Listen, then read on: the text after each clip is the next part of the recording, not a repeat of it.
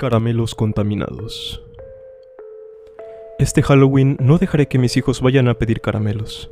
No después de lo que sucedió el año pasado.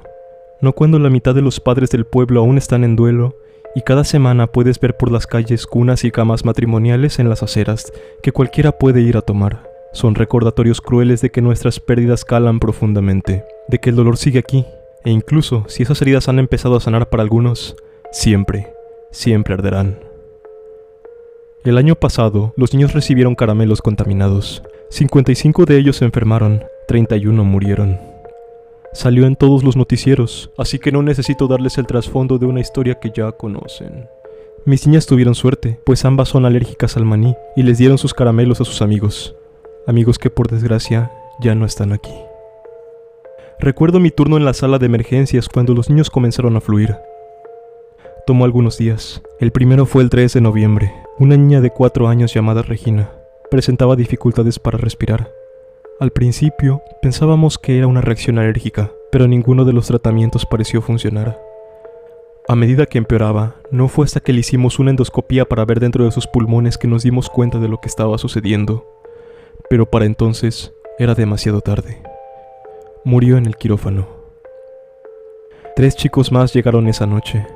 Todos murieron. Al día siguiente, el flujo se convirtió en un raudal. Niños mayores se unieron a los más jóvenes con dificultades en su respiración. Estos parecían estar en peor condición que los niños de la noche anterior. Los síntomas iniciales habían dado paso a síntomas secundarios antes de la muerte, así que tuvimos que lidiar con el asombro y el terror que estaban experimentando conforme su estado empeoraba. Salió en todos los noticieros, así que no necesito darles el trasfondo de una historia que ya conocen.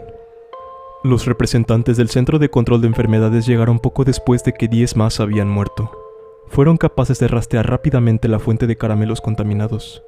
Se determinó que el productor local de chocolate era el culpable, y una investigación expedita reveló exactamente cuántos caramelos habían sido contaminados. El negocio fue clausurado. Los dueños aún están atascados en las salas de corte por su negligencia y negativa a acatar las medidas de protección apropiadas en sus importaciones. Como dije, después de todo este tiempo, el incidente aún está fresco en la mente de demasiadas familias. Pasarán el resto de sus vidas asociando una festividad con la muerte y devastación, en vez de la diversión y emoción. Por respeto hacia ellos, son pocas las cuadras que han sido decoradas para Halloween. Se pueden ver algunas calabazas en los escalones de las puertas, pero ninguna exhibición real. Bueno, de hecho hubo una familia japonesa que se había mudado al pueblo hace un par de meses. Desconocían la mayor parte de las circunstancias que giraban en torno a esta tragedia. Habían comprado la casa que quedaba enfrente a la mía. Estando emocionados por celebrar Halloween fuera de su país por primera vez, decoraron su jardín frontal con esqueletos, calabazas, monstruos y arañas. Un par de vecinos fueron a verlos al día siguiente y les explicaron, cuidadosamente, lo que había pasado el año anterior. Las decoraciones fueron retiradas dentro de 1 hora. No fue que alguien realmente estuviera enojado porque las decoraciones estuvieran ahí. A la mayoría les parecía bien. Solo si hubiesen dejado 3 o 4 cosas, nadie se habría quejado. Vamos, las personas que tuvieron la suerte suficiente de no haber sido tocados por la tragedia incluso pudieron haber apreciado un poco del espíritu de Halloween. Pero para algunos, ver esa cosa en específico simplemente era demasiado.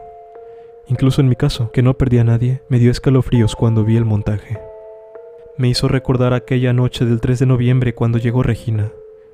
Recuerdo la sonda bajando por sus pulmones. Recuerdo cómo nos quedamos viendo la pantalla con una combinación de terror y fascinación. No había sido un esqueleto o una calabaza o un monstruo lo que había matado a esos niños.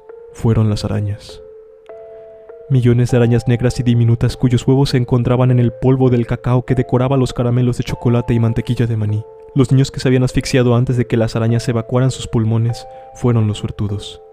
A quienes les tocó lo peor fueron a los que estaban en la sala de espera o que llegaron en ambulancia, que tosían y escupían nubes de arañas a medida que morían. La familia japonesa se disculpó en abundancia mientras retiraban todas las decoraciones. Era obvio que estaban mortificados. Mientras los veía por mi ventana, noté que la señora gesticuló con la mano a su esposo para que se acercara al jardín. Sus miradas se ampliaron y se llevaron una mano a sus bocas. No pude ver lo que estaban viendo, pero sabía lo que era. Desde el noviembre pasado, ha habido telarañas por todas partes. Son pequeñas, apenas del tamaño de una moneda, pero se reconoce al instante que provienen de la misma araña hondureña que fue importada accidentalmente por los dueños de la fábrica de chocolate. El pueblo está infestado con ellas. Trato de no acercarme demasiado a las esquinas y los aleros de mi casa, porque sé que están aquí. Son inofensivas, pero no son más que otro recordatorio cruel, uno de tantos. No he vuelto a tocar otro pedazo de chocolate. Me da pánico tener que usar la sonda cuando estoy trabajando en la sala de emergencias. Y debo confesar que hay noches en las que sueño como todo se vino abajo, solo para despertar, sobresaltado, con la sensación de arañas que se retuercen por mis pulmones y fosas nasales.